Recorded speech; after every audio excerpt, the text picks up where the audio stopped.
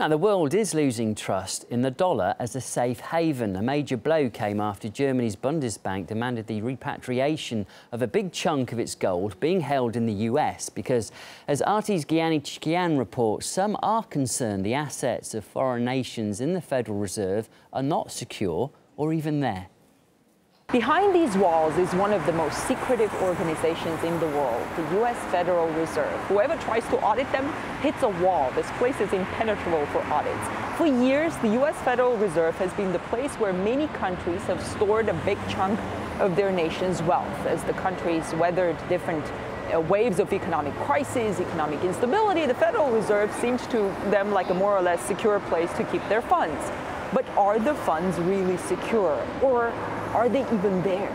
There has been speculation for a long time that the Fed doesn't actually have much gold, that it has either sold it off, lent it out, or used it as collateral for borrowings. Either way, there are many claims that the gold that is being stored on behalf of many nations doesn't actually exist.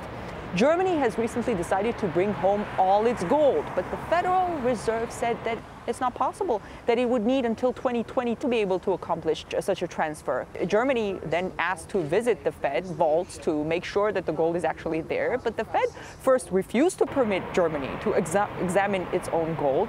Then the Germans apparently insisted, and the Fed did open only one of 9 rooms, but they were not permitted to either enter or touch the gold.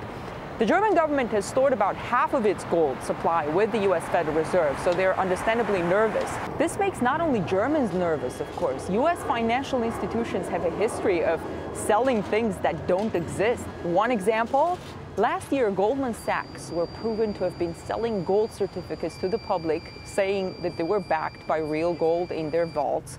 But the story leaked out that they, in fact, held no gold at all and were doing so-called fractional reserve gold banking on the basis that few people would want to claim their gold at any one time.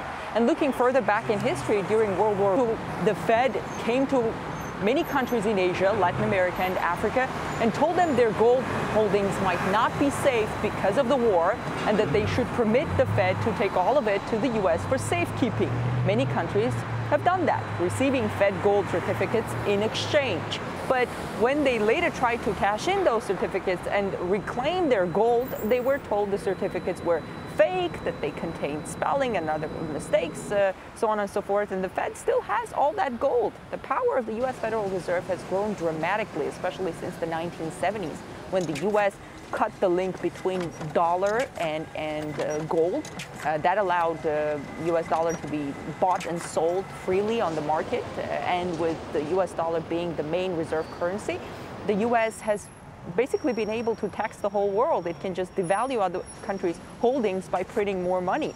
Now we see many countries trying to maneuver away from the U.S. dollar as the main reserve currency, and we see many central banks increasing their own gold reserves. And it seems after all these years, the world decided they put too much power in this one building. Well, the Germans were infuriated when the US Federal Reserve didn't even let them examine their own assets properly. Peter Boehringer, the founder and chairman of the German Precious Metal Association, says that's a bad sign. We have pressured Bundesbank a lot. We have sent a lot of questions there, and other parties have as well. We have to know why they are not doing a proper audit, why they're not pressuring their partner central banks, especially the Fed, to do a proper audit. Why, if that's not possible for whatever reason, why they're not repatriating their gold.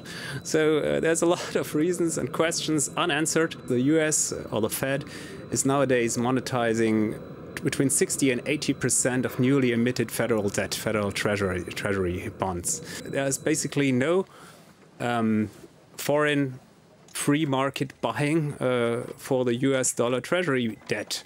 And that is bad news. It says something about the quality of the US dollar as a reserve currency. China and India will probably consume 2,300 tons together of gold this year, which is almost 100% of world mining production.